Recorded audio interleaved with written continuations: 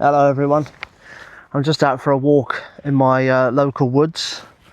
I've just climbed to the top of this big hill. It's a lovely area. It's what I like to do a couple of times a week, just come out and walk in nature and just turn the phone off. I know I've got it on today for recording, but every other time I come out here I turn the phone off and I try and escape from social media and all the other nonsense going on in our lives. It really helps me just unwind, reset and have a think about stuff. It's really good for your mental health. I suggest you try it. I did go out for a ride this morning. It was absolutely chucking it down, so I couldn't do any recording sadly because my new microphone, although the audio quality is fantastic on it, it's not waterproof, so unfortunately I couldn't record. But it got me thinking a lot about motivation and wellness, and a couple of things to say on those matters. So for me, my motivation of getting back on the bike was well because my mate give me a little nudge about it. That was the first thing. But the second thing was, obviously I'm approaching 40, I have a daughter and I wanted to be able to run around the park. We go to the park a lot, we go for walks, and I didn't want to be that dad that was like all tired and just all the time oh no, I don't want to go out because I'm knackered and blah blah blah blah. So I thought that was my big motivational goal, to get my life back on track. And I think it's very important, if you're beginning your journey of getting back on track, whether it be cycling, running, walking, swimming, whatever you're doing, it's important to have a goal in mind and really focus on that goal, that one thing you want to achieve, because it helps you to have that driving force. Let's say, if you're just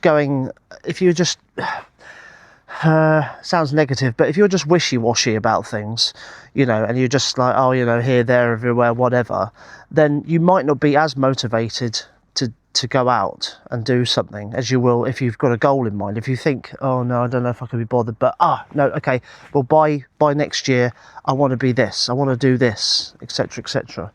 I think it'll really help. I had to change my life in many different ways. Not only did I take up the cycling again, but I had to change my outlook on things. I had to change the way I eat.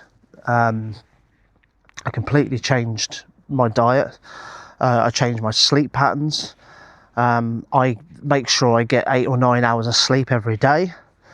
I go to bed about 10 o'clock at the latest, and you might be thinking, oh god, what a loser, but it completely allows me to have the energy and everything for the next day. And I wake up feeling refreshed. I never feel groggy. I never feel like, I don't need to go and like chuck 20 coffees down my throat or anything like that. I'm just fresh, ready to go. Diet, again, I used to eat a lot of crap. Just like packets of crisps and chocolate, and I used to snack on just rubbish all the time. And I had to really take a step back, get some inspiration from many other places and just pick and choose what works for me. I mainly live on a carnivore diet, which is what it's called, so it's basically a lot of meat and eggs. I'm not going to go into that too much because it's a personal thing. But I had to cut out sugar, because sugar for my body, it literally just makes me pile on the pounds. So I had to cut out all sugars, carbohydrates. So I don't drink, I don't drink fizzy drinks. I don't eat chocolate. I don't eat, bread. Bread's a big one. Alcohol, cut all that shit out. Completely gone. The only time I eat anything with carbs in it will be when I'm on the bike or in the morning of going out for a long ride, because obviously you need carbohydrates to be able to function cycle. Meat and everything like that is good, but it doesn't give you that zumph to go out and ride for 2 hours, so to speak. So yeah, I had to change. I had to change a lot, and it is scary, and it takes a lot of effort to rewire how you think. But I think if I hadn't have done that, I wouldn't be where I am now. You know, if I'd have just carried on the same old me, but done a ton of cycling, I wouldn't be as happy and you know, in the position where I am now, where I feel amazing. For the first time in many years, I look amazing. I mean, one day I'll have to show you what I looked like before I started this, but you know, I put on a lot of weight. You know, I was depressed. You know, I didn't look good. I look back at photos of myself and think, Jesus Christ, you know. So yeah, but all that being said, so pick a goal, I can't talk. Have a goal to keep motivated, whatever that may be, and just work on that. And another thing I thought, actually, in terms of the riding, is if you want to build your fitness, don't think you have to go out every single day. You know, I mean, I go out every single day now, but because I'm in a position where my fitness levels as I can. But I didn't start like that at all. You know, I did like one ride and then I was just knackered for days afterwards. So my suggestion to you would be to start small. And I actually thought what would be a good idea is to go old school, get a bit of paper and do the blocks of a week, you know, like Monday, Tuesday, Wednesday, etc., and just choose 2 days out of that week, write it on there, ride today. Maybe that's the Monday and the Friday, or the Tuesday and the Saturday, or you know what I'm getting at. And go out and just do what you can. Or maybe perhaps try and just do an hour's worth of riding, or pick a mileage. Maybe it's 5, maybe it's 10, whatever you feel comfortable starting with. And that way you won't overwhelm yourself, you know, because you will need time to recover. When you first start out, you won't recover from a ride straight away. You will feel like, Jesus Christ, you know, I feel knackered, you know, after it. But in time, when your fitness increases, all of that will go away. You know, within 2 months, I reckon, if you did 2 or 3 rides every week for 2 months, at the end of that 2 months, I guarantee that feeling of like, oh God, afterwards, that'll completely go away. And then you can think to yourself, you can add a 4th day or a 5th day, or if you're fortunate like me, you go out every single day. But yeah, so just start with that, I reckon. Start with that, try it. I didn't do that, and actually, I didn't do that. I just, played ad hoc. But in actual fact, I think for some people that might really help them. You know, if there's a planned structure to it, then it might enable people to be a bit more focused on it. And stick this bit of paper on your fridge or somewhere you're going to see it all the time, you know. So it's like you go to the fridge and you see Tuesday ride day, and it's Monday night. So you're gearing up already. You think, right, okay, yeah, tomorrow I'm going to go out and ride. You know, you get all your kit ready, you get yourself all ready, and you then got that through the evening to think, yep, tomorrow I want to go and hit it. Rain or shine, do the time, just going to do it. And then stick at that for 2 months. And I guarantee you, you will feel a lot better. And from there, you can then build and build and build and build. And it's going to be tough because it's winter, it's wet, it's cold, it's dark, it's shite. But that's when like I said, I started in August. So I had to persevere all through the winter. But my God, you know, when it came to the summer, when I regained my fitness, riding and doing anything like long walks, riding, it just feels amazing. It feels amazing because it doesn't feel like a chore anymore. You do it, but you do it for the fun of it, not because you have to achieve your goals. You know, there's some days where I think, well, you know, I don't need to ride today, but I love it. I love it, and it doesn't knacker me out, so I just go out anyway. You know, so yeah, take all that on board if you want. I thought it might be helpful. I'm going to carry on my walk now. I'll do a little bit of recording of the woods and stuff because it's quite nice. And yeah, I'll catch you in a bit.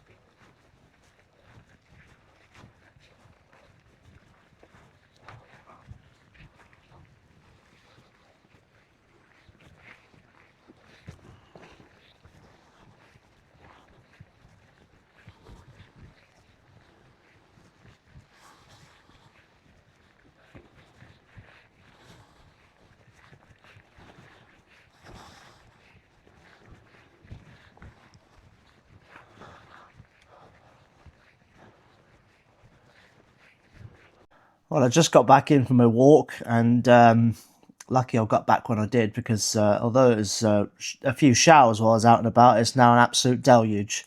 So, not that that would have been a problem because I got my waterproofs on, but yeah. So, some closing comments about this video is I don't want to sound preachy. I really don't. You know, we've all seen the motivational videos, you know, on Instagram and Facebook, the reels, you know, where you got the shredded 6-pack ab man, you know, in the gym going, well, if you just do this and this and this, and you know, become a saint and just cut out all the stuff out of your life, you know, you you know, I don't want to be that person, and it's not realistic. Let's be honest. So I just wanted to share, you know, what I've done, and hopefully, you know, it will inspire. Even if it inspires one person, great. If it inspires more, fair enough. You know, I'm just an average Joe.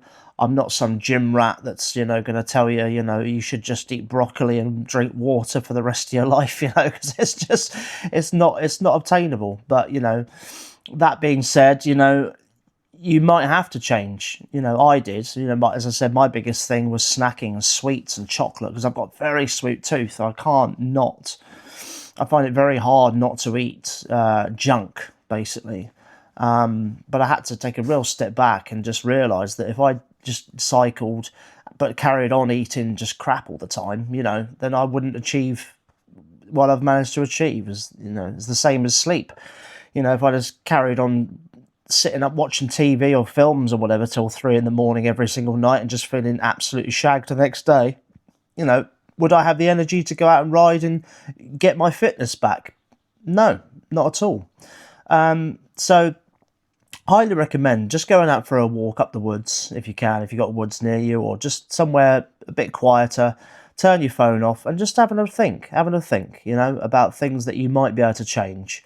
You know, like I said, you don't have to be a saint. You don't have to, you know, cut out all joy out of your life. You know, I mean, I stopped drinking. I've stopped drinking for over a year now. The only time I will have a drink is when I go and visit certain people, because you know it's nice to have a catch up and have a few bevies down the pub sort of thing. But the rest of the year I have no need to drink, so I just don't anymore. You know, I've cut out all sugars and sweets and junk. But on the occasion, if I'm riding, obviously, sorry, what I said, like I said, when I'm riding, I eat tons of stuff like that. So that's my day to, you know, just really go mad. And if we're going out for a meal, you know, I'm not going to sit there and be like, oh no, I can only have this, that, and the other. Although I do try and keep within my eating pattern, but you know, I do treat myself from time to time with a bit of cake or a sweet or something like that. So the important thing is not, you know, beat yourself up so much that you're just truly miserable. But take a long hard look at yourself and think to yourself, could I moderate? Could I cut things out? Could I moderate? Could I change certain things? And I think you find, if you're being truthful with yourself, that you could alter your habits. With that being said, that's the end of this video, and I shall catch you all on the next one.